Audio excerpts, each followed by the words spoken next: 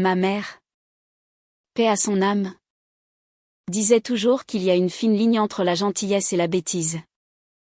Pendant 73 ans, j'ai essayé de marcher du bon côté de cette ligne. Elle m'a appris à aimer farouchement, à donner généreusement, et à ne jamais, au grand jamais, tourner le dos à la famille. Mais ma mère n'a jamais rencontré ma belle-fille, Bérénice. La vie, c'est-il avéré, est le plus dur des professeurs, et elle m'a enseigné une leçon que ma mère n'aurait jamais pu m'apprendre, parfois. La chose la plus gentille que vous puissiez faire, c'est pour vous-même. Et parfois, il faut être prêt à s'en aller pour sauver sa propre vie. Je suis assise sur la balancelle de ma terrasse maintenant, dans un petit appartement loué qui sent la peinture fraîche et les nouveaux départs.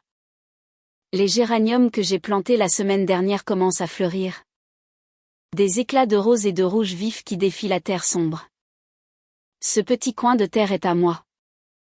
Ce silence est à moi. C'est une paix pour laquelle je me suis battue. Une paix pour laquelle j'ai failli mourir. Tout a commencé, comme tant de problèmes, avec une simple tasse de café. Une seule tasse qui contenait bien plus que de la caféine et de la crème. Elle contenait un choix. Elle contenait mon avenir. Et pour comprendre comment j'ai atterri sur cette terrasse, le soleil sur mon visage, vous devez comprendre la vie que j'ai laissée derrière moi. Vous devez comprendre les événements de ce jeudi matin. Froid et gris. Pendant 3 ans, mon monde s'est défini par les 4 murs de la maison de mon fils, Mathieu, dans la banlieue chic de Lyon. Après le décès de mon mari, Robert, cela semblait la chose la plus logique au monde. Mathieu et Bérénice peinaient avec 2 jeunes enfants, des carrières prenantes et un prêt immobilier qui les mettait à rude épreuve. Maman, ce serait une aide si précieuse, m'avait dit Mathieu, les yeux pleins d'un espoir sincère. Les enfants t'adorent. Ce serait bien pour toi aussi. Tu ne devrais pas être seule. Alors, j'ai emménagé. J'ai emballé les souvenirs de mes 40 ans de mariage, vendu la maison que Robert et moi avions construite ensemble, et je me suis installée dans la chambre d'amis au bout de leur couloir. Au début, c'était merveilleux. Mes petits-enfants, Léa et Hugo, étaient ma lumière. J'aimais me sentir utile. Faire de nouveau partie d'une famille active. Mes journées ont pris un rythme régulier et prévisible. Mon réveil sonnait à 5h30, bien avant que le soleil n'ait eu la chance de réveiller la rue pavillonnaire tranquille. Je me glissais hors du lit, mes articulations protestant doucement, et je me dirigeais vers la cuisine. La maison était encore silencieuse, enveloppée dans la lumière bleu-gris de l'aube. Je lançais le café. L'arôme riche remplissant la cuisine moderne et stérile qui ne m'a jamais vraiment semblé être chez moi. C'était la cuisine de Bérénice tout en granit blanc. Acier inoxydable et lignes froides et épurées. Je n'y étais qu'une invitée permanente. Quand Mathieu descendait à 6h30, sa cravate déjà de travers, une tasse de café l'attendait sur le comptoir. Exactement comme il l'aimait, noir. 2 sucres. Puis les enfants dévalaient les escaliers. Et le chaos matinal commençait. Mamie. Où sont mes crampons de foot? Criait Hugo. Mamie. Tu as signé mon mot d'autorisation? Demandait Léa. Déjà une préadolescente avec un pied dehors. Je leur préparais le petit déjeuner. Leur panier repas. Et je les accompagnais jusqu'au bus scolaire. Un câlin chaleureux pour chacun étant ma récompense. Bérénice émergeait rarement avant 8h. À ce moment-là, la première vague de mon travail était terminée. Le lave-vaisselle ronronnait. Les comptoirs étaient propres. Elle entrait. L'air chic sans effort même dans sa robe de chambre en soie. et se servait une tasse du café que j'avais préparé. « Bonjour. Eliane » disait-elle. Sa voix toujours un peu trop enjouée. « Je peux faire quelque chose ?» La question était toujours rhétorique. Nous connaissions toutes les deux la réponse. Je faisais la lessive. Je faisais les courses. Je frottais les sols et époussetais les meubles qui n'étaient pas les miens. Je faisais tout cela par amour. Amour pour Mathieu, qui travaillait si dur et était trop fatigué pour voir les tensions subtiles qui couvaient juste sous la surface de sa vie de famille parfaite. Amour pour mes petits-enfants, qui étaient mon cœur et mon âme. Je me disais que ma contribution, mon travail, était une forme d'amour. Mais avec le temps, un malaise insidieux a commencé à s'installer dans mes os. Les suggestions de Bérénice ont commencé à ressembler davantage à des critiques. Eliane, je pense que tu as encore mis trop d'adoucissant. Ça irrite ma peau. Ou, peut-être qu'on devrait essayer le lait bio pour les enfants. J'ai lu un article. Je suis devenue une employée silencieuse et non rémunérée dans la maison dont j'étais censée faire partie. J'étais la solution de facilité de la famille. Plus le service est grand, moins il est visible. Mon service était si grand que j'étais devenue invisible. Ce qui m'amène à ce jeudi. Ce fut différent dès le début. Je me suis réveillée à 5h30 comme d'habitude. Mais en entrant dans la cuisine, j'ai été surprise de voir la lumière déjà allumée. Bérénice se tenait près du comptoir, entièrement vêtue d'un tailleur pantalon bleu marine. Son maquillage parfaitement appliqué.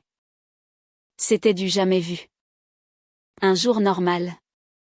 Elle ne serait pas prête pour le travail avant au moins 8h30. Eliane, dit-elle en se retournant avec un sourire d'une blancheur éblouissante mais qui n'atteignait pas tout à fait ses yeux. Tu es levée tôt. Je clignai des yeux, confuse. Je suis toujours levée à 7h. Ma chérie. Ah. Oui. Bien sûr. Rit-elle.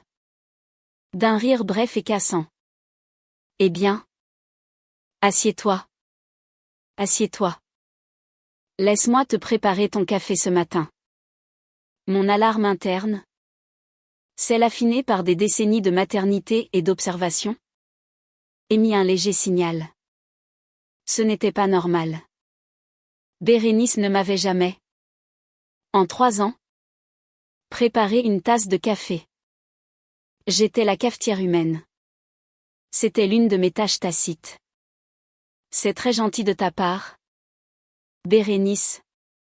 Mais je peux le faire, dis-je en me dirigeant vers la machine par habitude. Absolument pas, insista T.L., bloquant physiquement mon chemin avec son corps d'une manière qui se voulait enjouer mais qui ressemblait à un ordre. Tu fais tellement pour nous. Pour nous tous. Je pensais justement ce matin que nous ne t'apprécions pas assez. Alors je veux te faire une tasse spéciale. C'est moi qui régale. Spécial. Le mot flottait dans l'air entre nous. Je m'assis prudemment à l'îlot de cuisine, les mains jointes sur mes genoux, et je l'observais. Elle se déplaçait avec une énergie étrange et concentrée. Elle n'utilisa pas le café de la cafetière que j'avais déjà préparé. Au lieu de cela, elle sortit un nouveau paquet de café cher, aromatisé à la vanille, une marque que je n'avais jamais vue auparavant. Elle le mesura soigneusement dans le filtre. Ses mouvements précis et délibérés. C'était comme regarder un chimiste dans un laboratoire. Pendant que la nouvelle cafetière infusait, elle maintenait un flot de bavardages enjoués. Elle me posa des questions sur mon arthrose, commenta le temps, et me parla d'un nouveau projet dans son agence de marketing. Tout cela n'était que du bruit. Un écran de fumée verbale conçu pour me distraire. Je pouvais le sentir. Les poils de mes bras se sont hérissés. J'ai senti un frisson qui n'avait rien à voir avec l'air matinal. Finalement, Le café fut prêt. L'odeur de vanille était écœurante, presque maladivement douce. Elle le versa dans ma tasse préférée. Celle avec les campanules bleues fanées que mes petits-enfants m'avaient offertes pour mon 70e anniversaire. Elle ajouta 2 cuillères de sucre et une généreuse rasade de crème. Exactement comme j'aimais. Mais elle le fit sans me demander. Elle savait. Tout simplement. Elle posa la tasse devant moi sur le comptoir en granit. Voilà. Eliane, dit-elle, sa voix tombant presque à un murmure. Un petit merci pour tout. Et c'est là que je l'ai vue.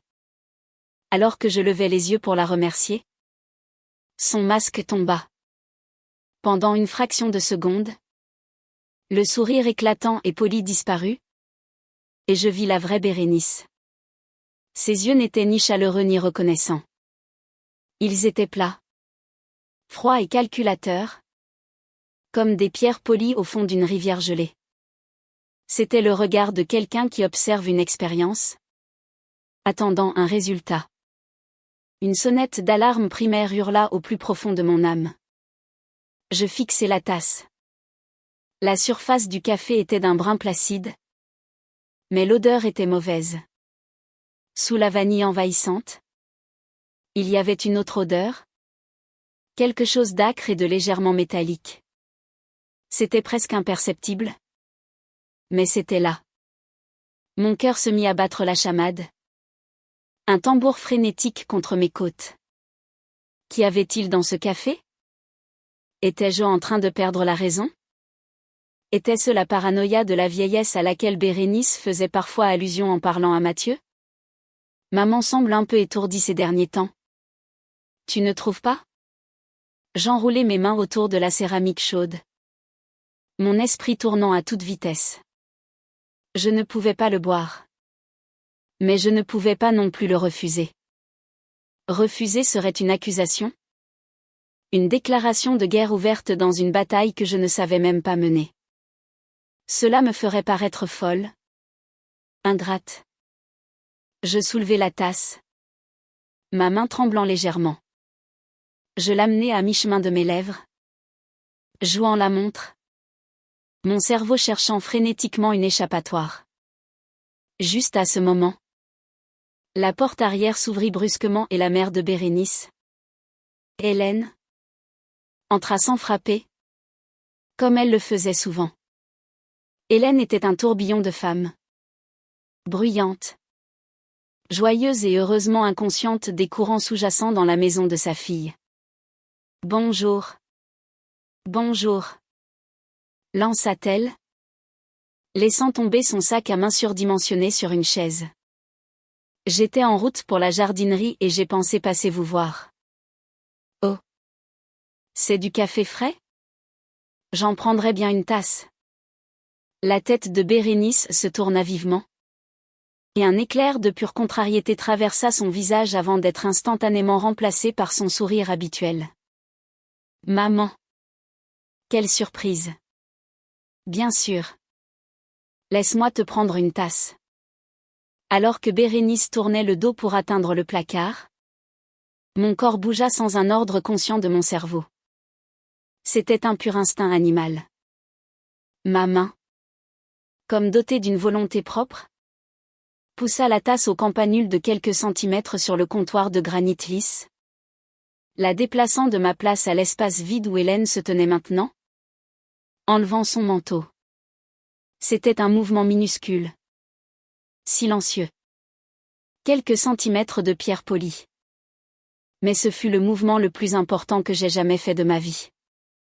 Hélène, bavardant sur ses projets de planter des bégonias, tendit la main et attrapa la tasse la plus proche sans réfléchir. C'était ma tasse. La tasse spéciale. MMM. Vanille. Ma préférée. S'exclama-t-elle, en prenant une grande gorgée bruyante. Elle but la moitié de la tasse avant même de reprendre son souffle. Bérénice se retourna. Une nouvelle tasse blanche à la main. Elle se figea une seconde. voyant la tasse au campanule dans la main de sa mère. Une lueur de quelque chose panique? Confusion? Traversa ses traits. Mais elle sembla ensuite l'ignorer. Elle supposa probablement que je la lui avais simplement passée. Elle remplit la nouvelle tasse avec le même café et la posa devant moi. Voilà. Eliane, dit-elle, les yeux fixés sur moi. Observant. Attendant. Je pris la nouvelle tasse. C'était juste du café. Du café normal. Chaud. À la vanille. Je pris une petite gorgée hésitante. Mon regard fixé sur ma belle-fille par-dessus le bord de la tasse. Ses épaules se détendirent légèrement. Un petit sourire satisfait toucha ses lèvres. Et j'ai su. Avec une certitude qui me glaça jusqu'aux os. J'ai su. Cette tasse de café m'était destinée. Et quoi qu'il y ait eu dedans? Sa propre mère venait de le boire. Nous restâmes assises là pendant quelques minutes dans une réalité étrange. Suspendue. Hélène continuait de parler. Sa voix remplissant le silence que Bérénice et moi avions créé. Elle parlait d'engrais et de fleurs vivaces. Complètement inconsciente du drame silencieux et à haut risque qui se déroulait de l'autre côté de l'îlot de cuisine. Je hochais la tête et souriais. Mes muscles tendus. Tout mon être concentré sur une seule chose, observer. J'étais une statue se faisant passer pour une femme. Le café tiède dans ma tasse un accessoire dans cette pièce terrifiante. Bérénice essayait d'agir normalement. Mais je pouvais voir la tension dans sa mâchoire. Elle n'arrêtait pas de me regarder. Puis sa mère. Puis de nouveau moi. C'était une actrice qui avait oublié son texte. Improvisant maladroitement en espérant que personne ne remarquerait. Mais j'ai remarqué. J'ai tout vu.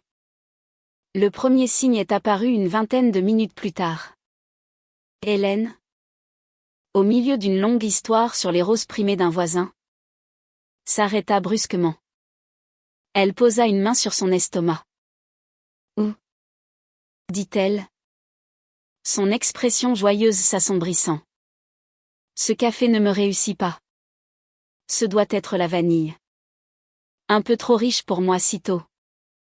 Les yeux de Bérénice se sont dardés sur moi.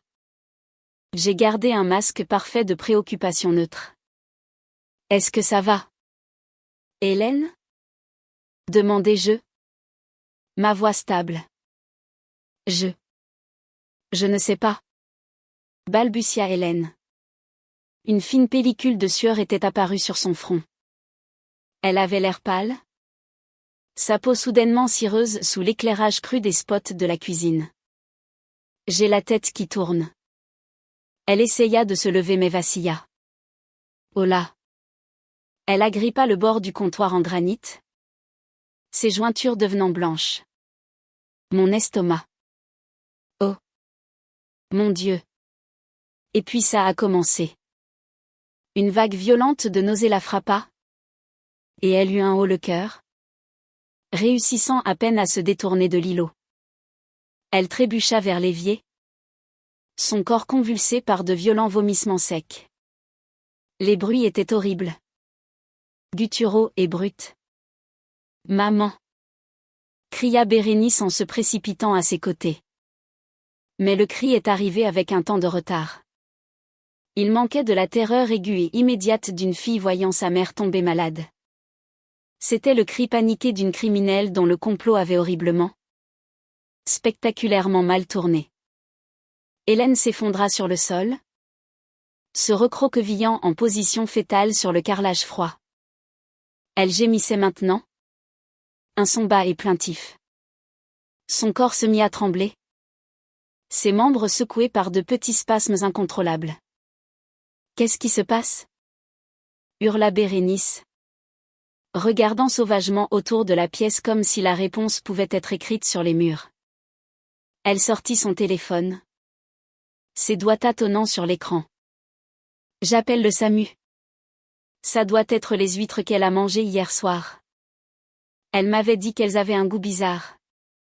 Le mensonge était si flagrant, si désespéré, qu'il en était presque comique. Elle construisait déjà sa défense, créant un récit pour brouiller les pistes. Mais alors qu'elle parlait frénétiquement à l'opérateur, ses yeux rencontrèrent les miens par-dessus le corps tremblant de sa mère. À cet instant, je ne vis aucune inquiétude, aucun amour, aucune peur filiale. Je vis la terreur brute et primale d'un animal acculé.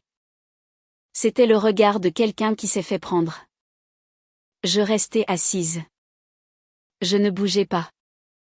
Je la regardais simplement. Mon expression illisible.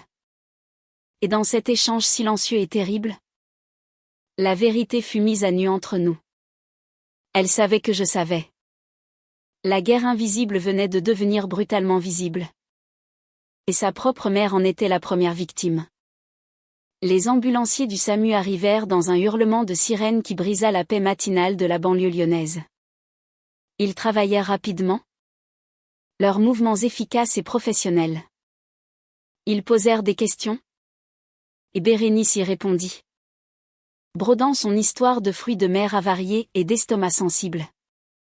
Je restai silencieuse, une vieille femme tranquille dans son coin, un accessoire sans importance. Ils ne me regardèrent même pas. Pourquoi l'auraient-ils fait? Je n'étais que la grand-mère, l'aide à domicile. Alors qu'il chargeait Hélène sur le brancard, elle était consciente mais faible. Son visage d'une nuance de gris effroyable.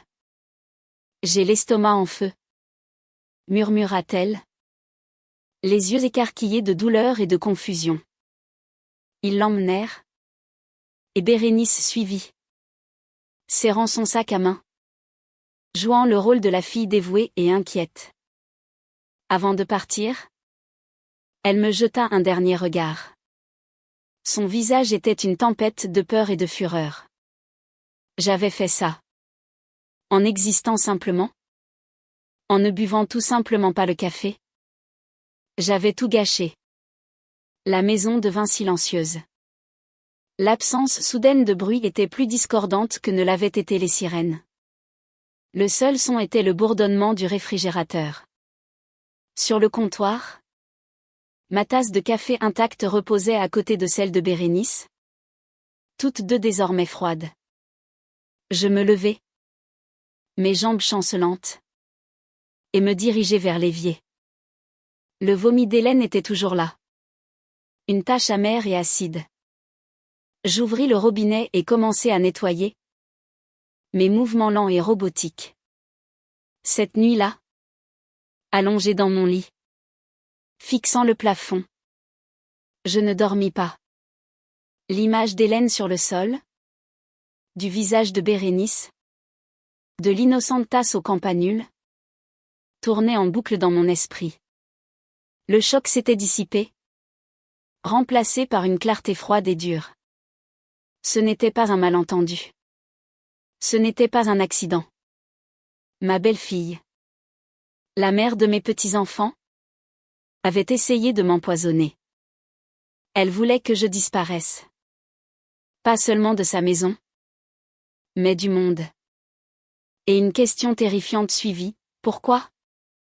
Alors que les heures sombres s'écoulaient, je commençai à relier les points, retraçant les 3 dernières années, cherchant les miettes de pain que j'avais manquées. Je repensai au début.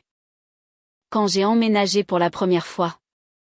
Bérénice était l'image de la belle-fille accueillante. Nous avions de longues conversations. Elle me demandait des conseils sur des recettes, sur l'éducation des enfants. Tu es si naturelle, Eliane, disait-elle. Je ne sais pas ce que nous ferions sans toi. Quand est-ce que ça a changé? Ce ne fut pas un événement unique.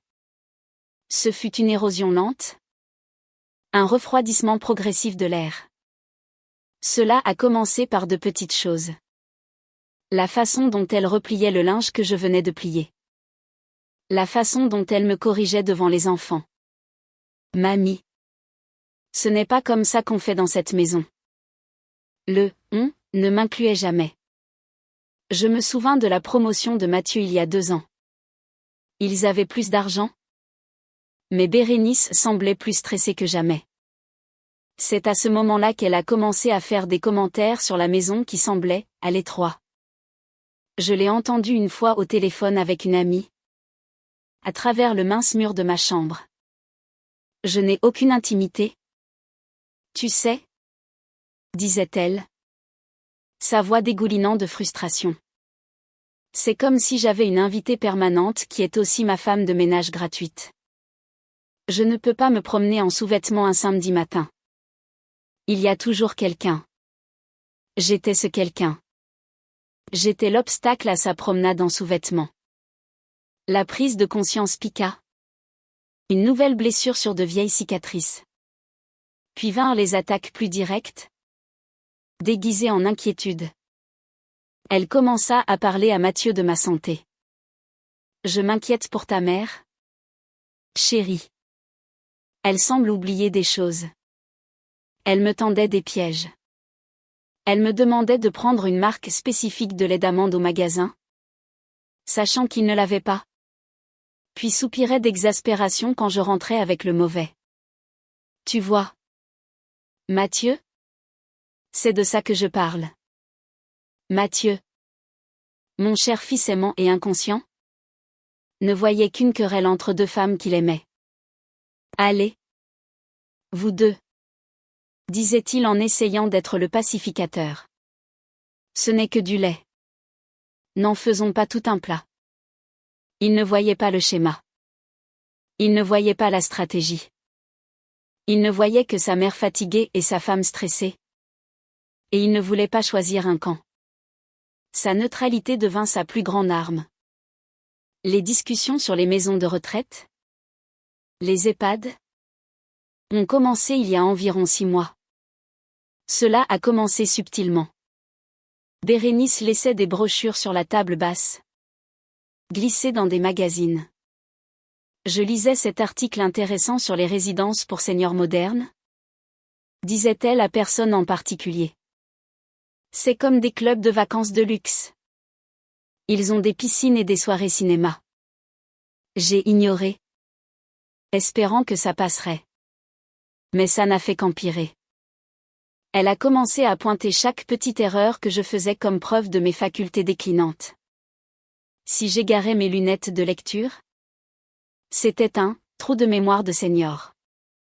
Si je trébuchais dans les escaliers, elle haletait et disait, Eliane, tu dois faire plus attention. Cette maison n'est plus sûre pour toi. Le souvenir le plus glaçant me revint alors, remontant des profondeurs de mon subconscient. C'était environ 2 semaines avant l'incident du café. J'étais dans la buanderie. Et je l'ai entendu au téléphone dans le couloir. Sa voix était basse et pressante. Non. Ça n'a pas marché, disait-elle. Il n'est toujours pas convaincu. Il pense qu'elle va parfaitement bien. Je sais. Mais je ne peux pas continuer à attendre. Il nous faut un autre plan. Quelque chose de plus définitif. À l'époque, j'avais supposé qu'elle parlait d'un projet au travail. Mais maintenant, allongée dans le noir, ces mots prenaient un sens nouveau et terrifiant. Le plan était de convaincre Mathieu que j'étais incompétente. Quand cela a échoué, elle est passée au plan B. Le plan définitif. La tasse de café. Une fureur froide commença à brûler dans ma poitrine, faisant fondre la peur. L'audace pure et simple. La cruauté. Elle n'essayait pas seulement de me faire sortir de sa maison. Elle essayait de m'effacer. De se débarrasser de moi comme d'un vieux meuble encombrant. J'ai enfin compris. Je n'étais pas seulement un fardeau pour elle. J'étais une menace. Ma présence. Ma bonne santé. Mon esprit clair, tout cela était des obstacles à la vie qu'elle voulait. Une vie libre d'obligations. Libre de la vieille femme au bout du couloir qui était un rappel constant et vivant de la dette que Mathieu et elle me devaient. Au moment où les premières lueurs de l'aube apparurent à ma fenêtre, j'avais pris une décision. Je n'allais pas être une victime. Je ne la laisserais pas gagner. La dénoncer à la police n'était pas une option. Ce serait ma parole contre la sienne. Le café avait disparu. Les preuves nettoyées dans l'évier. Il penserait que j'étais une vieille femme sénile et vindicative. Elle avait préparé le terrain pour ce récit pendant des mois. Cela détruirait la vie de Mathieu. Déchirerait ma famille. Et à la fin, je serais probablement celle qui perdrait. Non. Je ne jouerais pas son jeu selon ses règles. Je créerais les miennes. Je me suis levée. Mes mouvements n'étant plus fatigués ou robotiques. Il y avait un nouveau but dans ma démarche. Je suis entrée dans ma salle de bain et j'ai regardé mon reflet dans le miroir. J'ai vu les rides. Les cheveux gris. Les taches de vieillesse sur mes mains. Pendant des années, je les avais vus comme des signes de déclin. D'une vie qui s'achevait. Mais ce matin-là, je les voyais différemment. Ils étaient une carte de ma survie. Chaque ligne était une bataille que j'avais gagnée. Un chagrin que j'avais surmonté. J'avais survécu à un mari infidèle, à la monoparentalité et à des difficultés financières. Je survivrais à ça. Je n'allais pas fuir. Je n'allais pas me cacher. Mais je n'allais pas rester et attendre la prochaine tasse de café. J'allais rassembler ma force, mon intelligence et mes preuves. Je jouerais le rôle d'Eliane Vance, la douce grand-mère inoffensive et un peu étourdie. Mais sous la surface placide, une nouvelle Eliane se forgeait une combattante. La guerre n'était pas finie. Elle ne faisait que commencer. Et j'étais déterminée à être celle qui resterait debout. Les jours qui suivirent l'incident du café furent une masterclass de tromperie. Je suis devenue la plus grande actrice de ma propre vie. De l'extérieur, j'étais la même Eliane. Je me réveillais à 5h30. Je faisais le café normal. Non trafiqué. Je préparais les paniers repas. Je souriais à mes petits-enfants et leur demandais comment s'était passée leur journée. J'étais un fantôme dans la machine familiale. Accomplissant mes tâches avec une efficacité tranquille qui était à la fois mon camouflage et mon bouclier. Mais à l'intérieur, j'étais un général planifiant une campagne. Chaque instant était une opportunité de reconnaissance. Chaque conversation était une source potentielle d'information. Mon esprit, que Bérénice était si désireuse de prouver défaillant, n'avait jamais été aussi vif. J'étais alimentée par une colère froide et clarifiante qui brûlait plus fort que toute passion de jeunesse que j'avais jamais connue. Bérénice ramena sa mère de l'hôpital 2 jours plus tard. Le diagnostic officiel était un cas sévère d'intoxication alimentaire, compliqué par une réaction allergique à une substance inconnue. Les médecins avaient été perplexes mais avaient finalement haussé les épaules. Hélène était faible et secouée. Mais elle allait se rétablir. Elle me regarda avec pitié. « Oh, Eliane » dit-elle. La voix rauque. Il faut faire si attention à ce qu'on mange à notre âge. J'ai de la chance d'avoir une constitution solide. L'ironie était une pilule amère que je dus avaler sans broncher. Bérénice était une femme changée. La fausse amabilité avait disparu, remplacée par une hostilité tendue et méfiante. Elle se déplaçait autour de moi avec une prudence cassante, comme si j'étais une bombe qui pouvait exploser à tout moment. Elle évitait d'être seule dans une pièce avec moi. Quand nos regards se croisaient, les siens étaient remplis d'un mélange de haine et de peur. Elle savait que j'étais le témoin de son plus sombre secret, et elle ne savait pas ce que je ferais de cette connaissance. Mon silence était mon pouvoir. Il la déstabilisait plus que n'importe quelle accusation n'aurait pu le faire. Mon premier geste fut de m'assurer une alliée. Je ne pouvais pas mener cette guerre seule. Il n'y avait qu'une seule personne en qui j'avais assez confiance, Carole. Ma voisine et amie de 20 ans. Carole m'avait connue avant que je ne sois la mère de Mathieu. Elle s'était assise avec moi pendant la longue maladie de Robert, apportant gratin et ragots à parts égales. Elle était pragmatique, vive d'esprit et farouchement loyale. Un après-midi, alors que je savais Bérénice à un déjeuner de travail et les enfants à l'école, je me suis rendue chez Carole. Elle m'ouvrit la porte, son visage se plissant en un sourire chaleureux qui s'effaça quand elle vit mon expression. « Eliane ? Mon Dieu ! On dirait que tu as vu un fantôme ?» dit-elle en me faisant entrer dans son salon confortable rempli de chintz. Je m'assis sur son canapé, les motifs floraux contrastant vivement avec la laideur de l'histoire que j'allais raconter. Je pris une profonde inspiration et, pour la première fois, je laissai sortir les mots. Je lui racontai tout. L'hostilité lente et rampante. Les commentaires sur ma mémoire. Le café, spécial. L'échange avec Hélène. Les yeux terrifiés de Bérénice. Carole écouta sans m'interrompre, son expression passant de l'inquiétude au choc, puis à une rage lente et brûlante. Quand j'eus fini, elle resta silencieuse pendant une minute entière, sa tasse de thé cliquetant faiblement dans sa soucoupe. Cette petite monstre, chuchota-t-elle finalement, sa voix tremblant d'indignation. Je ne l'ai jamais aimée. Trop lisse. Trop parfaite.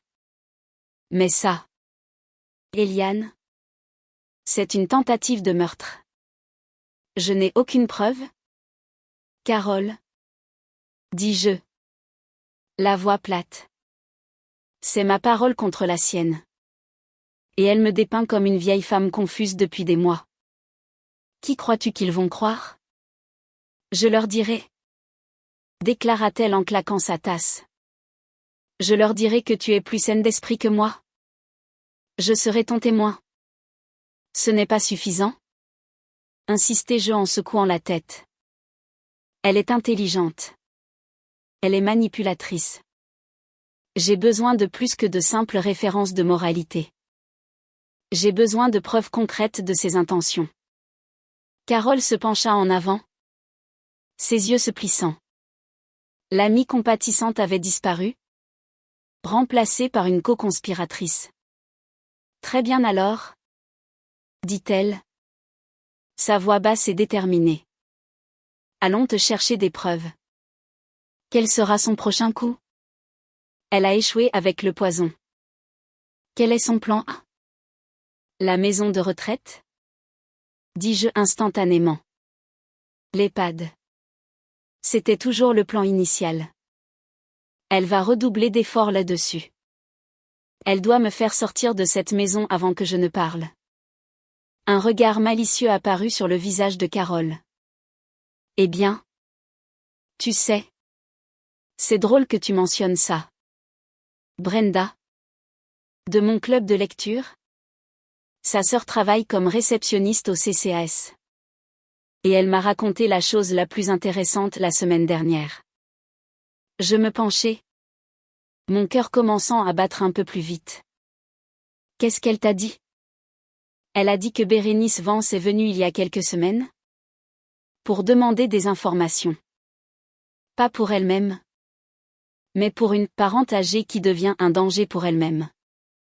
Elle posait des questions sur les groupes de soutien locaux pour les aidants s'occupant de parents atteints de démence. Elle faisait tout un spectacle. Apparemment. Pleurer. Même. Elle disait que sa belle-mère commençait à faire des fugues et devenait paranoïaque. La froideur se répandit de nouveau dans mes veines. Mais cette fois, c'était de l'acier. C'était la confirmation. Bérénice ne mentait pas seulement à Mathieu. Elle construisait un dossier public contre moi. Elle créait une trace écrite de mon prétendu déclin, semant l'histoire dans toute la communauté pour que, lorsqu'elle ferait enfin son mouvement, Personne ne le remette en question. Il hocherait simplement la tête tristement et dirait « Oh, pauvre Bérénice. On savait qu'elle avait du mal avec ça. » « Merci. Carole. » dis-je. La voix tendue. C'est exactement ce que j'avais besoin de savoir. Qu'est-ce que tu vas faire ? demanda-t-elle. Les yeux écarquillés d'un mélange de peur et d'excitation.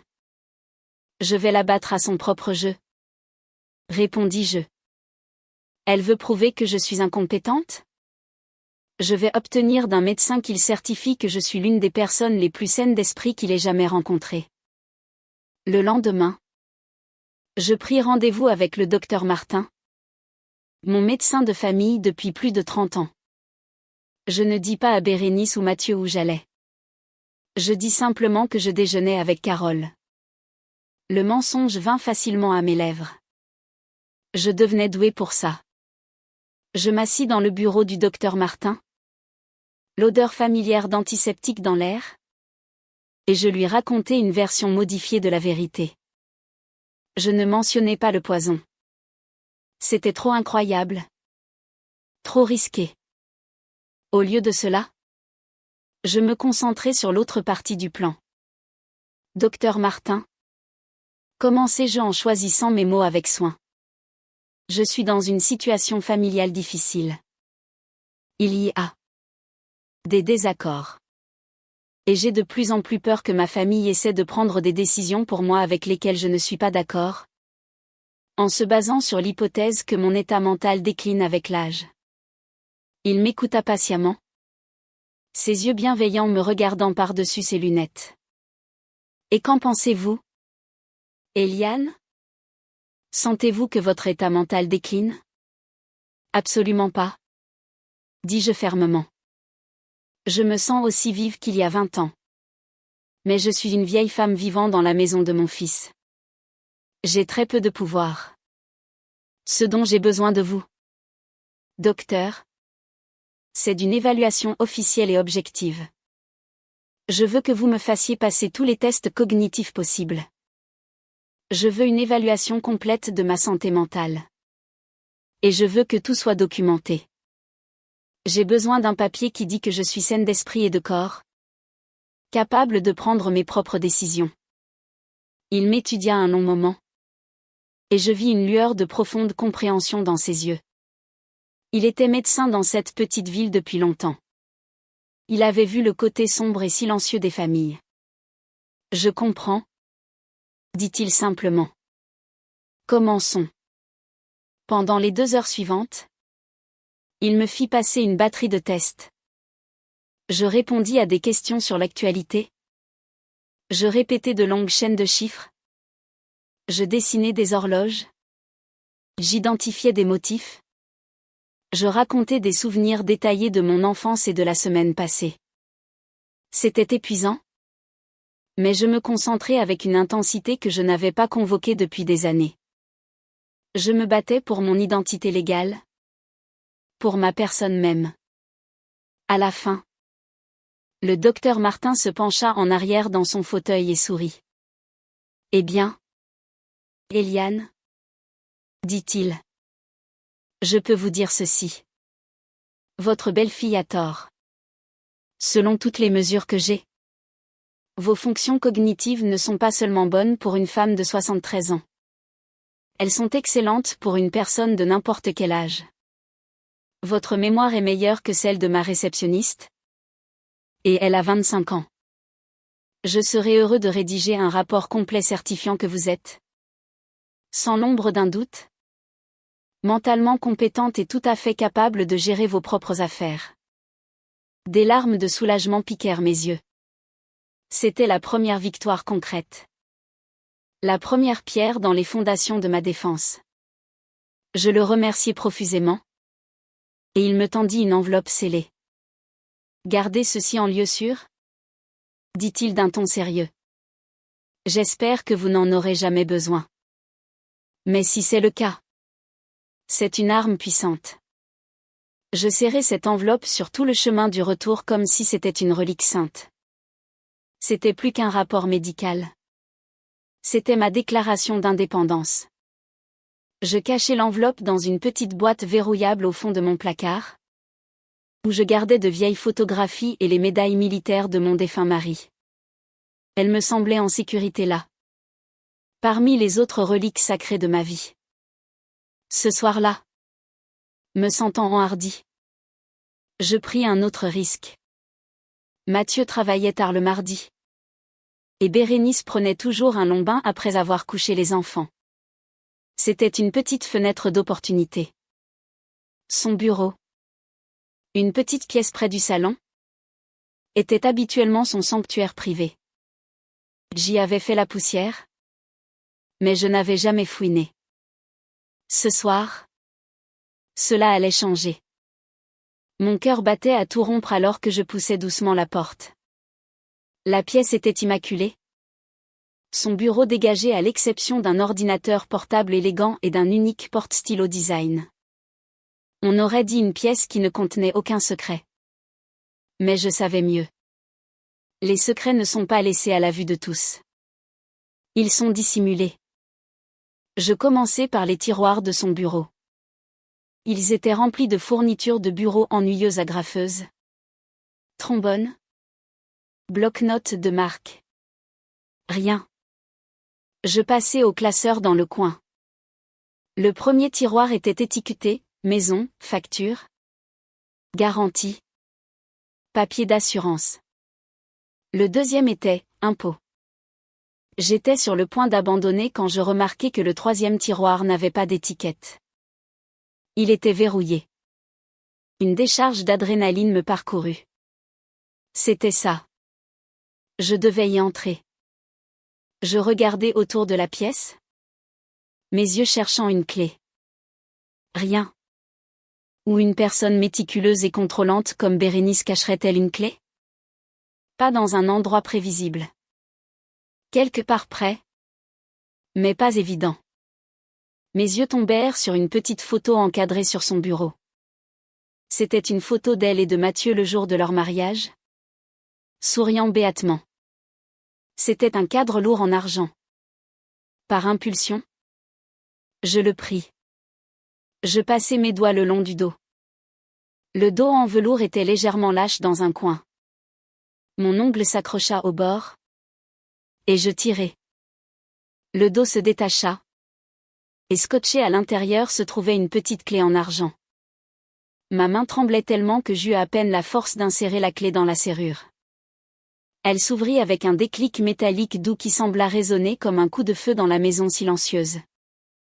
J'ouvris le tiroir. Il n'était pas plein. Il ne contenait qu'une seule chose, un épais dossier manille. Mon nom était écrit sur l'onglet de l'écriture soignée et parfaite de Bérénice, Eliane Vance. Mon souffle se coupa. Avec des doigts tremblants, je soulevai le dossier et l'ouvris sur le bureau. Ce que je vis me glaça le sang.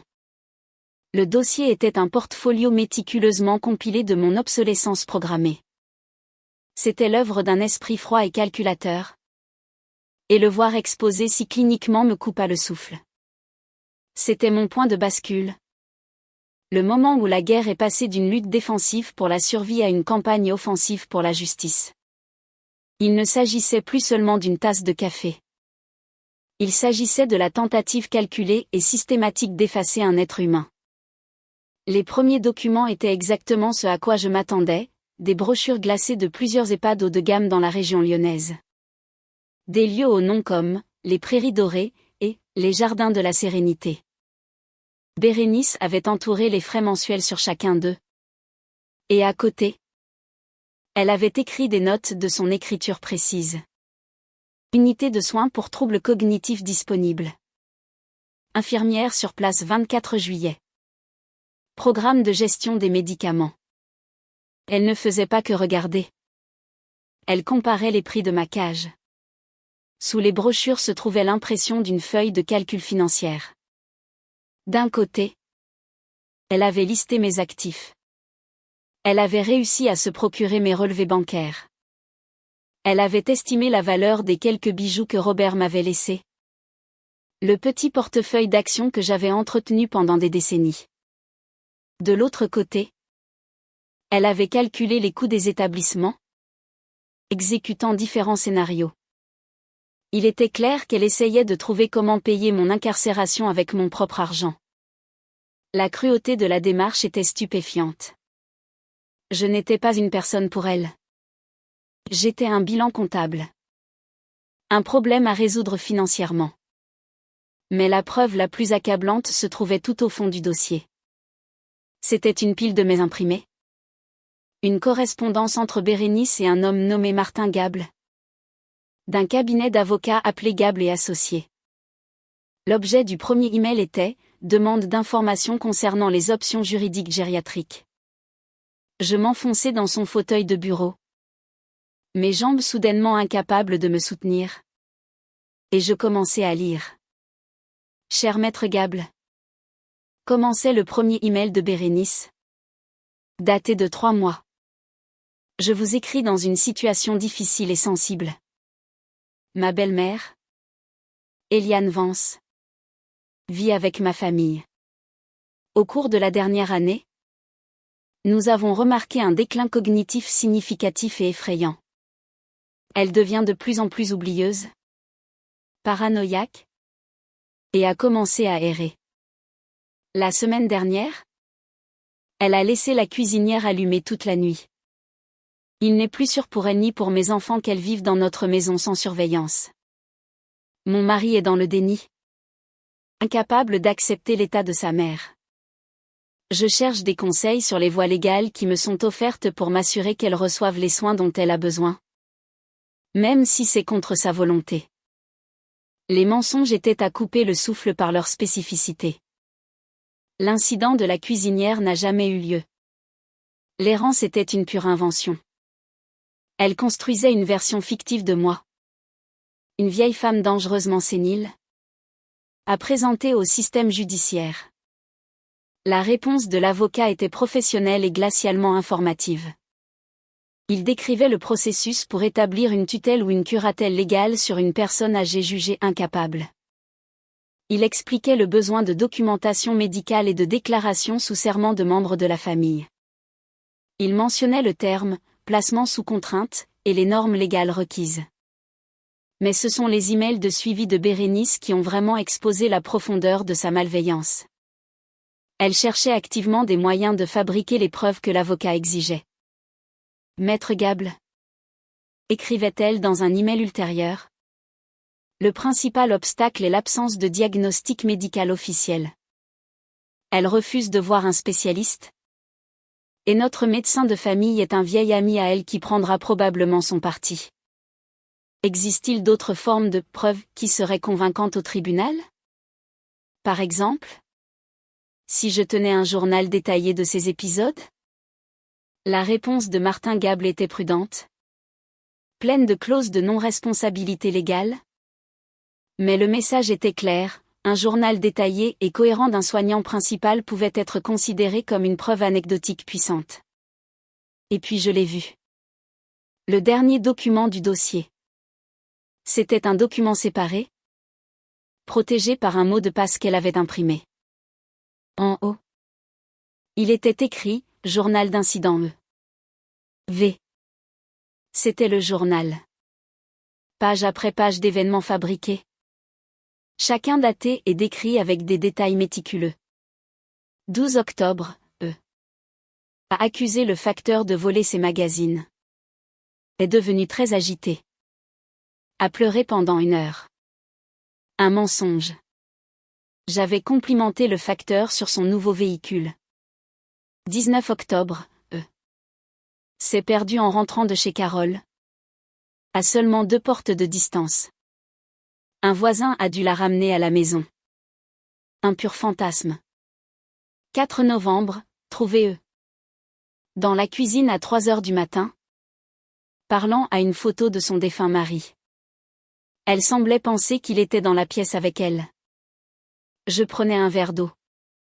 J'ai jeté un coup d'œil à la photo de Robert sur l'étagère et j'ai murmuré « Tu me manques ». C'est tout. Elle avait pris des moments innocents et quotidiens et les avait tordus en signe de folie. Elle réécrivait ma vie. Jour après jour. pour qu'elle corresponde à son récit.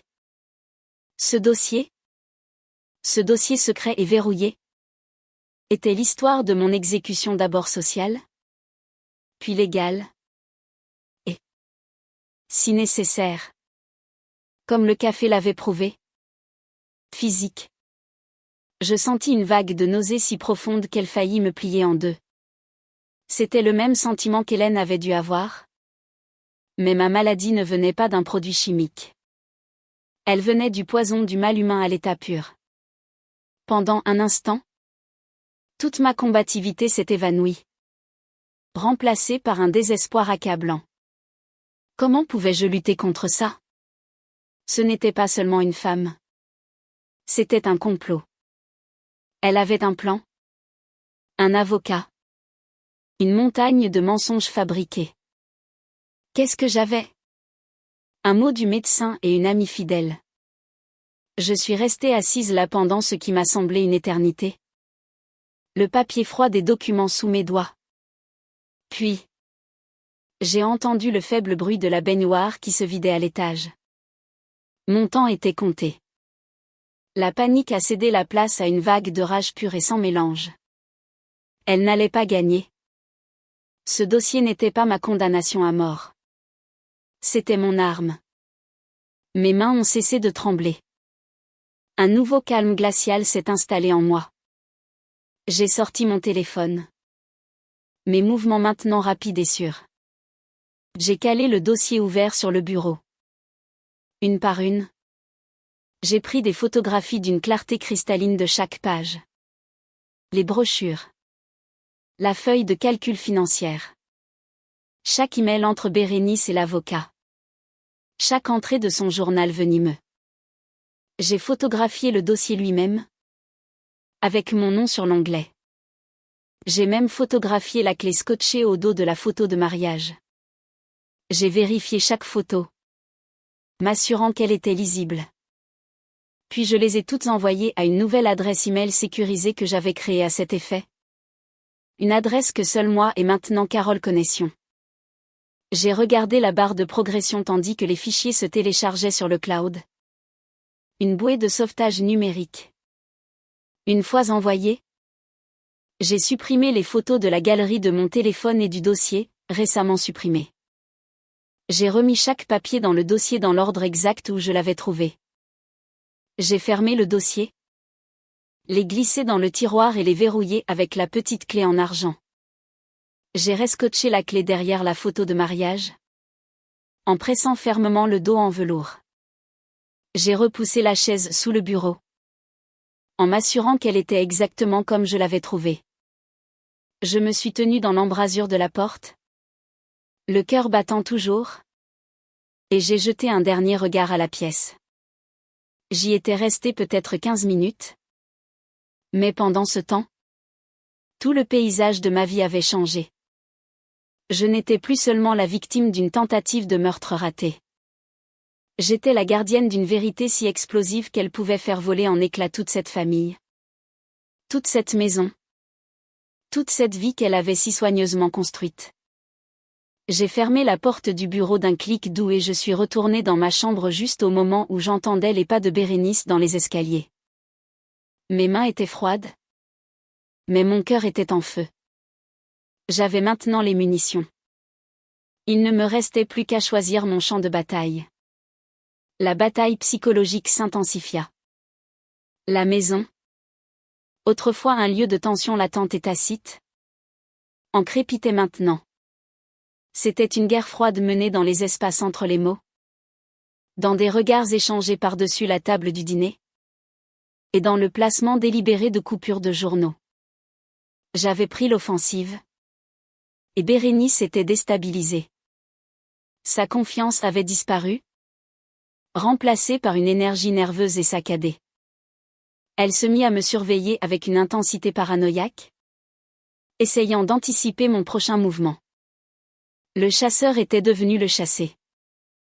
Mes petits-enfants, Léa et Hugo, étaient pris entre deux feux. Ils étaient trop jeunes pour comprendre les détails, mais assez sensibles pour sentir le changement de climat émotionnel. La maison ne ressemblait plus à un foyer. Elle ressemblait à une scène de théâtre. Et les adultes jouaient tous des rôles qu'ils n'aimaient pas. Bérénice, dans son désespoir, essaya une nouvelle tactique, elle tenta de monter les enfants contre moi. C'était une manœuvre cruelle et lâche. Et c'est celle qui me fit le plus de mal. Elle commença petit, sapant mon autorité de manière subtile. « Mamie te donne trop de sucre », disait-elle à Hugo, lui arrachant le biscuit que je venais de lui donner. « Maman sait ce qui est le mieux. » Elle commença à oublier de me parler des événements scolaires. J'ai manqué la réunion parents-professeurs de Léa et le concert de l'orchestre de Hugo parce qu'on ne m'en a tout simplement pas parlé avant qu'il ne soit trop tard. Quand j'exprimais ma déception, Bérénice faisait semblant de regretter. Oh, Eliane, je suis tellement désolée. Ça m'est complètement sorti de la tête. J'ai été si stressée ces derniers temps. Mais le regard dans ses yeux était celui d'un triomphe froid. Elle m'isolait, coupant mes lignes de vie émotionnelles une par une. Les enfants devinrent confus. Ils m'aimaient. Mais leur mère leur apprenait systématiquement à ne pas me faire confiance. « N'embête pas mamie avec ça. Chérie, » disait-elle. Elle est très fatiguée aujourd'hui. Ou, fais moins de bruit près de mamie. Elle a mal à la tête. J'allais parfaitement bien. Mais elle me dépeignait comme une vieille femme fragile et irritable qu'il valait mieux laisser tranquille. C'était une douleur bien plus vive que la peur de n'importe quel poison. Voir l'amour de mes petits-enfants utilisé comme une arme contre moi était une forme de torture unique. C'est pendant cette période que j'ai réalisé que je ne pouvais pas rester. Même si je gagnais la guerre, le champ de bataille serait en ruine. La famille serait brisée. Et ma relation avec mon fils et mes petits-enfants serait à jamais entachée par le conflit. Ma victoire ne pouvait pas consister à détruire Bérénice. Elle devait consister à me sauver moi-même. Et pour cela, je devais partir. Mais je ne serais pas chassée. Je ne serais pas expédiée au jardin de la sérénité. Je sortirais la tête haute, de mon plein gré. Et pour cela, il me fallait un plan. Mon premier pas fut d'évaluer discrètement ma situation financière. Pendant 3 ans, j'avais contribué avec ma modeste pension et mes chèques de la sécurité sociale aux dépenses du ménage. Comme Bérénice avait insisté que c'était tout à fait normal. Je n'avais pas regardé mon propre compte en banque depuis des lustres. J'avais peur de ce que j'allais trouver. Ou ne pas trouver. Un matin, je dis à la famille que j'allais à une vente de gâteaux de l'église avec Carole. Au lieu de cela, Carole me conduisit à l'agence de ma banque en centre-ville. Je m'assis avec un jeune homme aimable nommé David, qui consulta mes comptes. J'avais le cœur serré. Tout mon avenir dépendait des chiffres sur son écran. Il tourna l'écran vers moi. « Eh bien, Madame Vance ?» dit-il avec un sourire. « Votre situation est très saine. » Je fixai l'écran, mes yeux s'embrouillant de larmes non versées. C'était plus que ce que j'avais osé espérer. L'argent de la vente de mon ancienne maison, que j'avais insisté pour conserver sur un compte d'investissement séparé à mon seul nom, avait tranquillement fructifié pendant des années. Robert avait été un homme prudent, et sa planification était maintenant mon salut. Je n'étais pas riche, loin de là. Mais j'avais assez. Assez pour être indépendante. Assez pour louer un petit appartement, payer mes propres factures et vivre dans la dignité. Je demandai à David d'imprimer un relevé complet. C'était une autre pièce de mon arsenal, une autre déclaration de ma compétence et de mon autonomie. En sortant de la banque, serrant ce relevé dans mon sac à main à côté du rapport du docteur Martin, je ressentis un sentiment de puissance que je n'avais pas ressenti depuis des années. Je n'étais plus seulement Eliane, la grand-mère à domicile. J'étais Eliane Vance. Une femme financièrement indépendante. La dernière pièce de mon plan nécessitait une aide professionnelle. Je ne pouvais pas compter uniquement sur la juste colère de Carole et sur ma propre intelligence. Je devais comprendre mes droits légaux. Le lendemain, Carole me conduisit dans une ville voisine pour rencontrer une avocate qu'elle m'avait trouvée. Elle s'appelait Maître Dubois. Une femme dans la cinquantaine avancée avec des yeux vifs et intelligents et une attitude directe. Je m'assis dans son bureau calme et tapissé de livrets. Pour la deuxième fois, je racontais mon histoire. Cette fois, je n'omis rien. Le poison. Le dossier. La guerre psychologique. En parlant, je déposais mes preuves sur son bureau en acajou poli, la copie du rapport du docteur Martin, le relevé bancaire, et enfin, je sortis mon téléphone et lui montrai les photos du dossier de Bérénice. Maître Dubois fit défiler les images, son expression s'assombrissant à chaque nouvelle photo.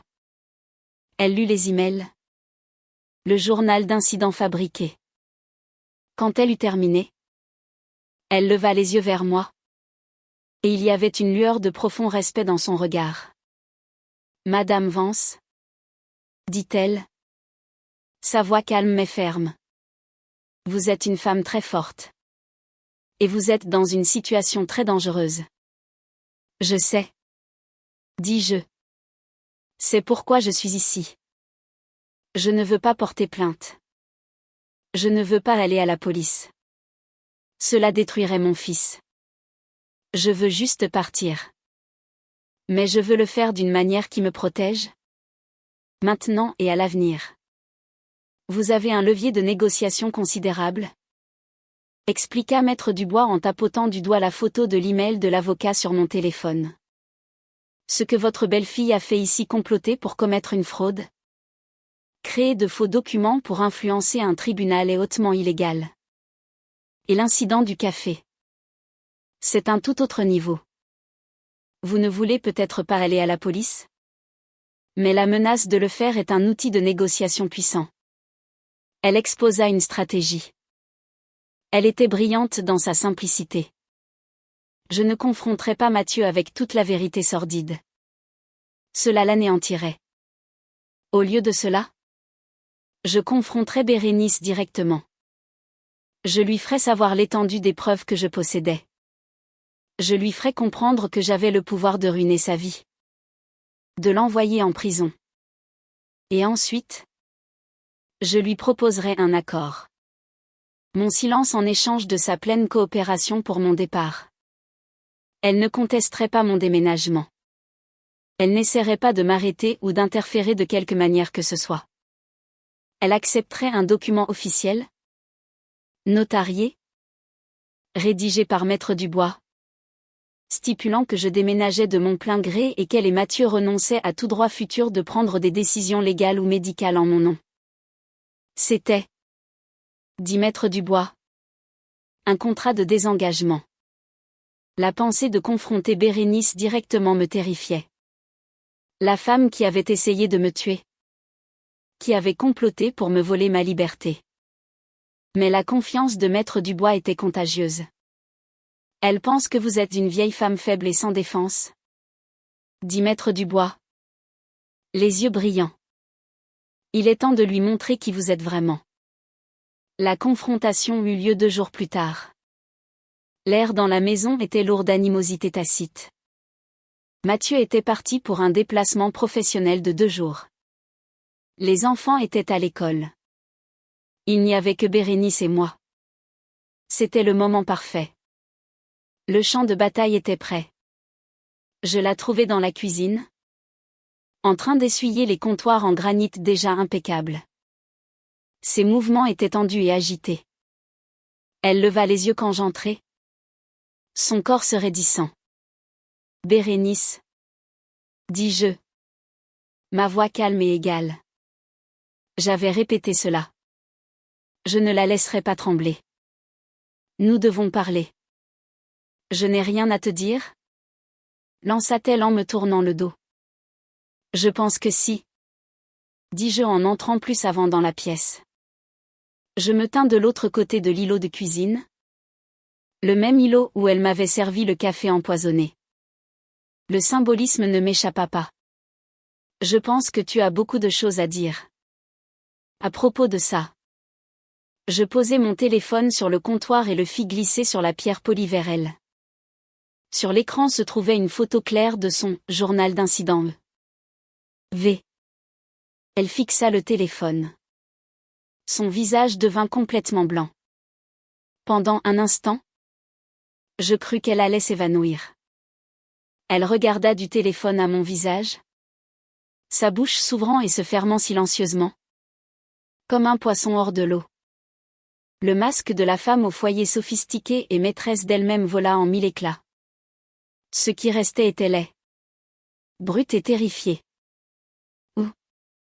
Où as-tu eu ça? Balbutia-t-elle. Dans ton tiroir de classement verrouillé, dis-je calmement. Celui étiqueté Eliane Vance. J'ai aussi des photos des brochures pour les EHPAD. Les feuilles de calcul financière où tu as calculé comment dépenser mon argent. Et mon préféré. Tous les emails entre toi et ton avocat. Maître Gable. Où vous avez comploté pour me faire déclarer incompétente. Son sang-froid s'effondra complètement. Tu n'as pas le droit. Siffla-t-elle. Sa voix un murmure venimeux. C'est ma propriété privée. Tu ne peux pas faire ça. Tu sembles confuse au sujet des droits. Bérénice. Dis-je. Ma voix baissant. Devenant plus froide. Avais-je le droit de ne pas avoir de poison dans mon café? Ta propre mère avait-elle ce droit? Tu vois. Tu as commencé une guerre en faisant ça. Tu n'as simplement pas réalisé que ton adversaire n'était pas la vieille femme faible que tu croyais. Je laissai les mots flotter dans l'air. Je vis la combativité s'évanouir en elle, remplacée par une prise de conscience nauséeuse de la gravité de son erreur de calcul. Qu'est-ce que tu veux? Murmura-t-elle finalement, ses yeux cherchant une issue de secours dans la pièce. C'est très simple, dis-je en me penchant légèrement en avant. Je veux partir. Je déménage de cette maison. Je vais vivre ma propre vie. Et tu vas m'aider. Bérénice me dévisagea, son esprit tournant à toute vitesse, cherchant un angle. Un moyen de retourner la situation en sa faveur. Déménager? Mathieu ne le permettra jamais. Il pensera que tu n'es pas en sécurité toute seule. Il s'inquiétera. C'était une manœuvre faible et désespérée. Une tentative d'utiliser mon fil comme bouclier une dernière fois. Oh. Je pense qu'il le permettra. Dis-je. Ma voix dangereusement douce. Parce que tu vas le convaincre que c'est une merveilleuse idée. Tu vas lui dire que je suis une femme dynamique et indépendante qui mérite son propre espace. Tu vas dire que tu avais tort de t'inquiéter autant. Et qu'après avoir vu à quel point je vais bien, tu penses que c'est la meilleure chose pour tout le monde. Tu vas être ma plus grande supportrice? Bérénice. Parce que l'alternative, c'est que je lui montre ce dossier. Ainsi qu'à la police. Sais-tu quelle est la peine pour une tentative de meurtre? La couleur quitta complètement son visage. Les mots restèrent en suspens dans l'air. Cru et laid. C'était la première fois que l'une de nous nommait le crime à voix haute. Son bluff avait été démasqué. Son monde entier réduit à un simple choix binaire, sa liberté ou sa fierté. Elle s'affaissa sur l'un des tabourets de cuisine. Son tailleur pantalon de marque semblant soudain être un costume sur une poupée dégonflée. Le combat était terminé. J'avais gagné. Que dois-je faire? Demanda-t-elle. Sa voix à peine un murmure. Elle ne me regardait pas. Elle fixait le comptoir de granit immaculé comme si les réponses y étaient écrites. Demain. Commençai-je, énonçant mes conditions comme un général victorieux. Un document sera livré ici par mon avocate. Tu le signeras. Mathieu le signera. Il stipulera. Pour mémoire. Que je déménage de mon plein gré. Que je suis saine d'esprit. Et que vous renoncez tous les deux de manière permanente à tout droit d'agir en tant que mes tuteurs légaux ou de prendre des décisions médicales en mon nom. Cela me protège contre toute nouvelle tentative de ce genre de ta part. Elle tressaillit au mot « tentative », mais resta silencieuse. Deuxièmement. Continuez-je. Tu rendras le processus de mon départ fluide. Tu ne créeras pas de drame. Tu ne verseras pas une seule larme devant Mathieu. Tu présenteras un front uni avec moi. Nous sommes deux femmes qui ont décidé que c'était pour le mieux. C'est clair? Elle fit un bref hochement de tête saccadé. Et enfin, dis-je, portant le coup de grâce, tu ne diras plus jamais, au grand jamais, de mal de moi à mes petits-enfants. Tu encourageras leur relation avec moi. Tu les conduiras à ma nouvelle maison pour des visites. Tu me traiteras avec respect en leur présence. Ma relation avec eux n'est pas négociable. Si tu enfreins cela, Bérénice, je te le promets, tous nos accords sont annulés. J'ai fait des copies de tout. Les preuves ne disparaîtront pas. C'est cette dernière condition qui la fit lever les yeux. Son regard était plein d'une rage venimeuse et impuissante. Je lui avais tout pris son plan, son pouvoir. Et maintenant? Le contrôle sur le récit qu'elle présentait à ses propres enfants. Elle était piégée. Et elle le savait. Entendu? Crachatait-elle. Le mot ayant un goût de cendre dans sa bouche. Entendu. Les jours suivants furent surréalistes. Quand Mathieu revint de son voyage, Bérénice joua son rôle à la perfection. Elle fut l'image même de la compréhension bienveillante et éclairée. Chérie, dit-elle à table. Sa voix douce comme de la soie. Ta mère et moi avons discuté. Et je pense que nous avons été égoïstes. Elle nous a tant donné. Mais elle est si pleine de vie. Elle a besoin de son propre espace. De ses propres amis. Elle mérite une vie à elle. Mathieu la regarda. Puis me regarda. Le front plissé par la confusion.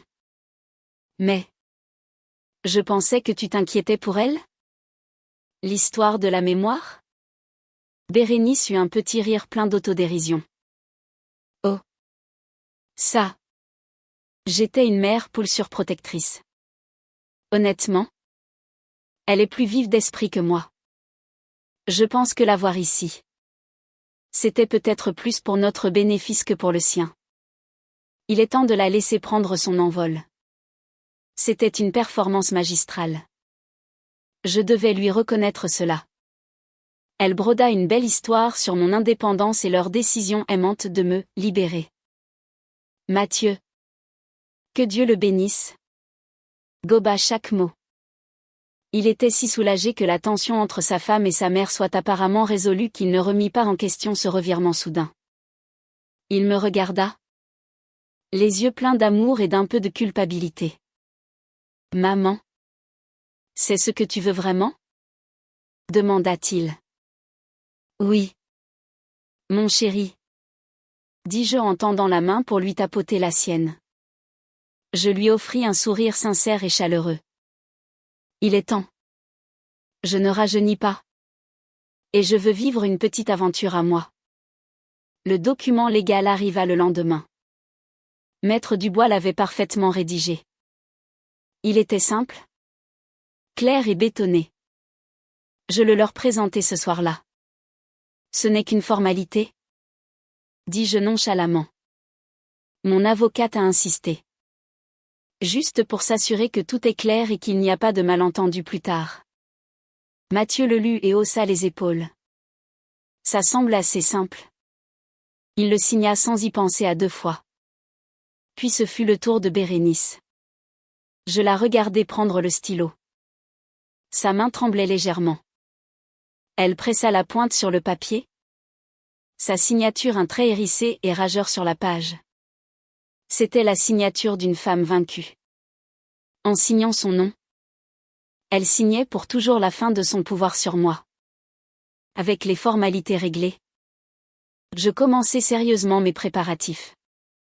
Je trouvai un petit 2 pièces dans une résidence calme de l'autre côté de la ville. Il avait un petit balcon parfait pour une jardinière. C'était propre, lumineux et divinement vide. C'était une toile vierge. Carole était ma co-conspiratrice et ma directrice logistique. Nous fîmes des virées secrètes chez Emmaüs et dans des brocantes, achetant un fauteuil confortable, une petite table à manger, un lit neuf. Nous achetâmes de la vaisselle colorée et des serviettes moelleuses. Chaque achat était un acte de rébellion joyeuse. Je ne m'échappais pas seulement d'une prison. Je construisais un foyer.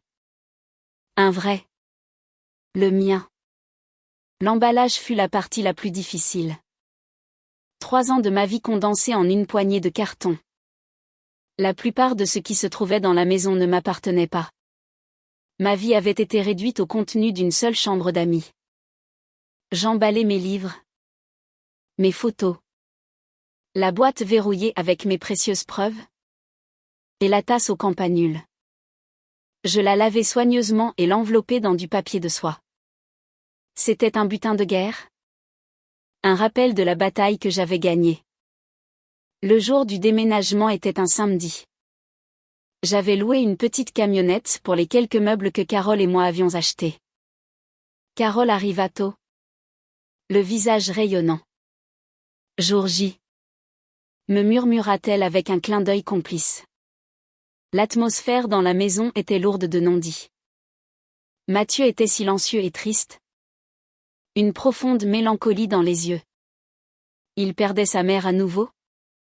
Et il ressentait une culpabilité profonde et indicible à ce sujet. Je le serrai fort dans mes bras. Ce n'est pas un adieu, lui dis-je.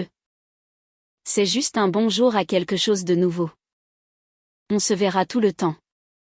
Les enfants étaient confus.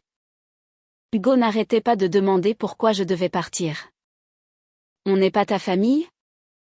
Demanda-t-il. Sa lèvre inférieure tremblante. Je m'agenouillai et tins son petit visage dans mes mains.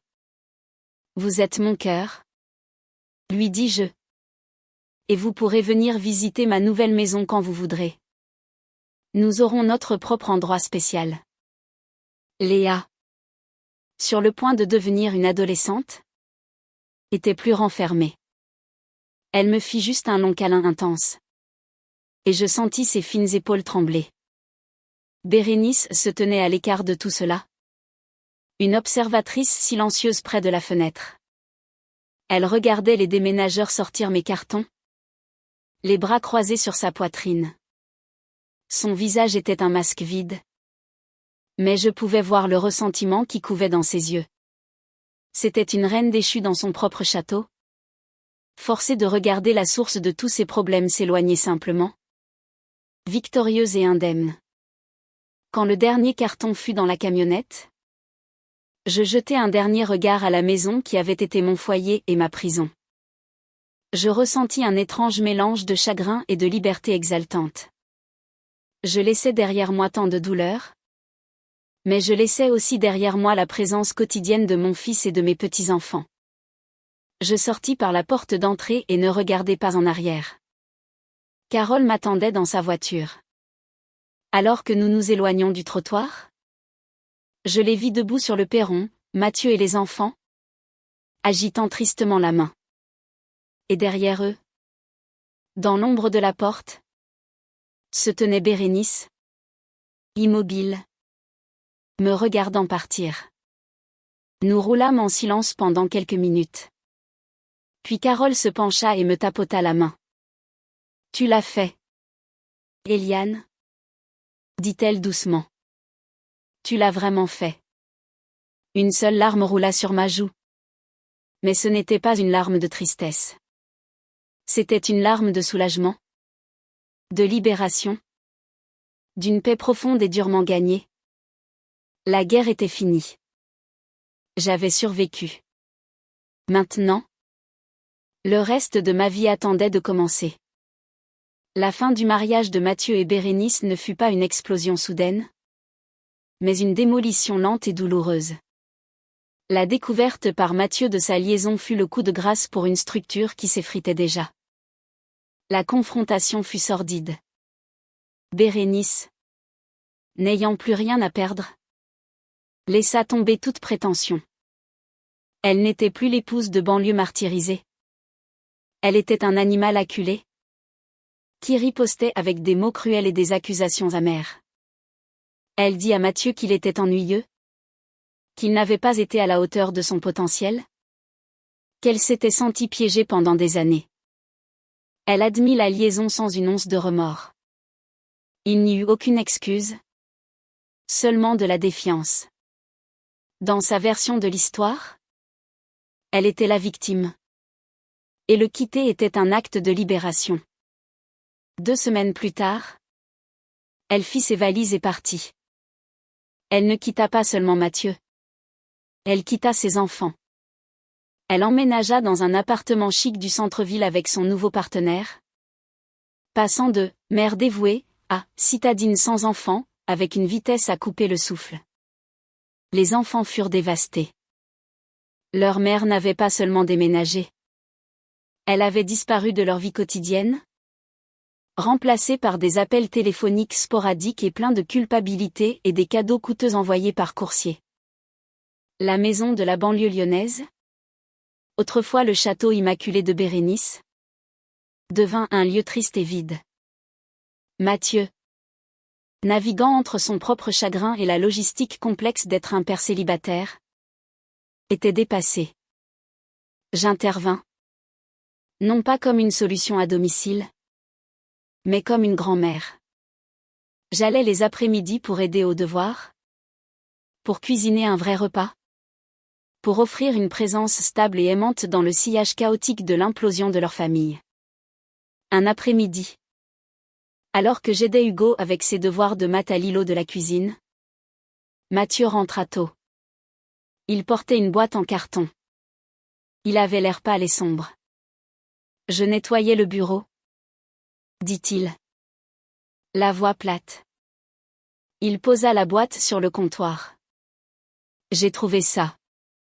Il souleva le couvercle. À l'intérieur se trouvait le dossier manille. Mon nom était toujours écrit sur l'onglet dans l'écriture parfaite de Bérénice. Mon cœur s'arrêta. J'avais supposé qu'elle l'aurait détruit. Mais dans sa hâte de partir, dans son arrogance, elle l'avait oublié. Une dernière erreur fatale. Les mains de Mathieu tremblaient alors qu'il en sortait le contenu. Les brochures. Les fiches financières. Et les emails imprimés entre Bérénice et l'avocat. Il les lut. Son visage devenant plus pâle à chaque mot. Puis il arriva au journal d'incident. Il lut les histoires fabriquées. Les récits tordus de ma prétendue démence. Il leva les yeux vers moi. Son regard rempli d'une horreur naissante qui était presque trop douloureuse à voir. Il voyait enfin toute l'étendue du complot. Il voyait la femme qu'il avait aimée. Non pas comme une personne imparfaite, mais comme un monstre. Elle allait te faire interner, murmura-t-il, les mots s'étranglant dans sa gorge. Toutes ces fois. Les disputes sur ta mémoire. C'était un mensonge. Un plan. Il s'effondra sur un tabouret, les papiers bruissant dans ses mains tremblantes. Oh! Mon Dieu! Maman! Ce qu'elle te faisait.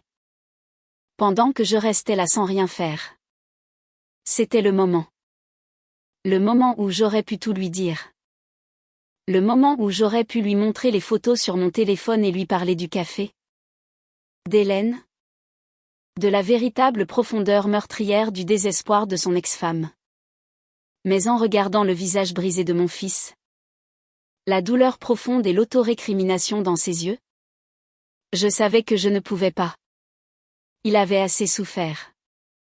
La vérité qu'il tenait entre ses mains était déjà un fardeau qui changerait sa vie.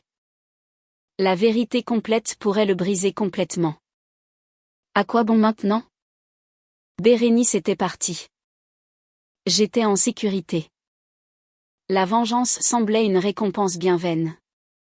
Alors, j'ai fait un choix. J'ai choisi la miséricorde.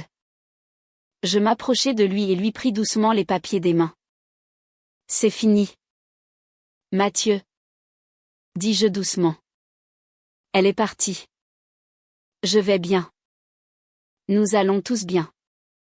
Mais je ne t'ai pas protégé. S'étrangla-t-il? La voix épaisse de honte. C'était ma femme. J'aurais dû le voir. J'aurais dû te protéger. On ne peut pas voir ce qu'on n'est pas censé voir. Dis-je en le regardant droit dans les yeux. Sa tromperie ne te concernait pas? Mathieu. Elle la concernait? Elle. Tu n'as pas à avoir honte. Maintenant? Ton seul travail est de les protéger? Je fis un signe de tête vers Hugo, qui nous regardait avec de grands yeux inquiets. Je pris la boîte, avec tout son contenu empoisonné, sortis par la porte arrière et la plaçai dans le bac incinérateur extérieur. J'allumai une allumette et la laissai tomber à l'intérieur. Je restai là à regarder la fumée s'enrouler dans le ciel du soir, emportant la dernière preuve tangible de la guerre de Bérénice contre moi. C'était une fin qu'elle ne méritait pas.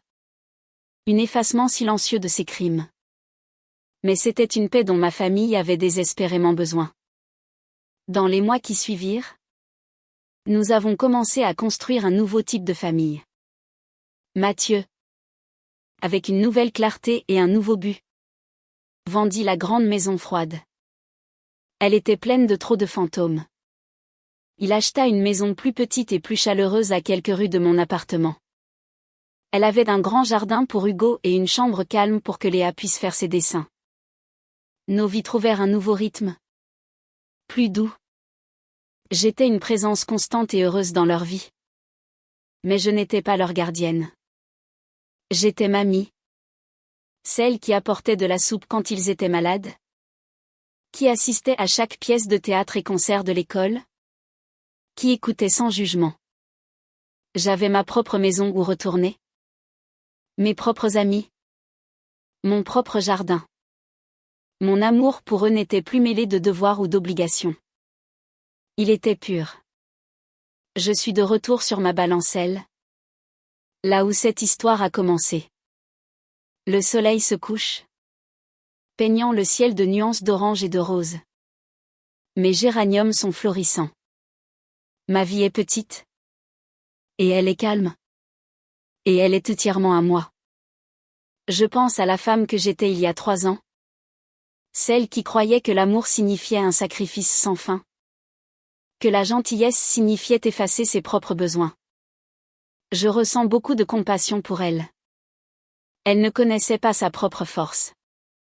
L'incident du café fut un réveil terrible et violent. Mais il m'a forcé à ouvrir les yeux. Il m'a forcé à me choisir. Je n'ai pas cherché à détruire le mariage de mon fils. J'ai cherché à sauver ma propre vie. Mais en le faisant, j'ai révélé une vérité qui rongeait juste sous la surface. Mon départ n'a pas causé l'effondrement. Il a simplement enlevé le dernier pilier qui soutenait une structure pourrie. Ma mère avait raison. Il y a une fine ligne entre la gentillesse et la bêtise. Et parfois, la seule façon de trouver cette ligne est d'y être poussé jusqu'à la limite. La vie m'a appris que la vraie gentillesse, la plus profonde et la plus durable, doit commencer par soi-même. On ne peut pas verser d'une tasse vide. Il faut protéger son propre récipient. Car en fin de compte, votre vie, votre dignité et votre paix sont les seules choses que vous possédez vraiment. Mon histoire n'est pas une histoire de vengeance, mais de libération. C'est une histoire sur le pouvoir tranquille et féroce que l'on peut trouver dans la seconde moitié de la vie. C'est un témoignage du fait qu'il n'est jamais, au grand jamais, trop tard pour se lever, pour se battre pour sa propre valeur, et pour construire un nouveau départ sur les cendres de ce qui fut. À ma place, qu'auriez-vous fait?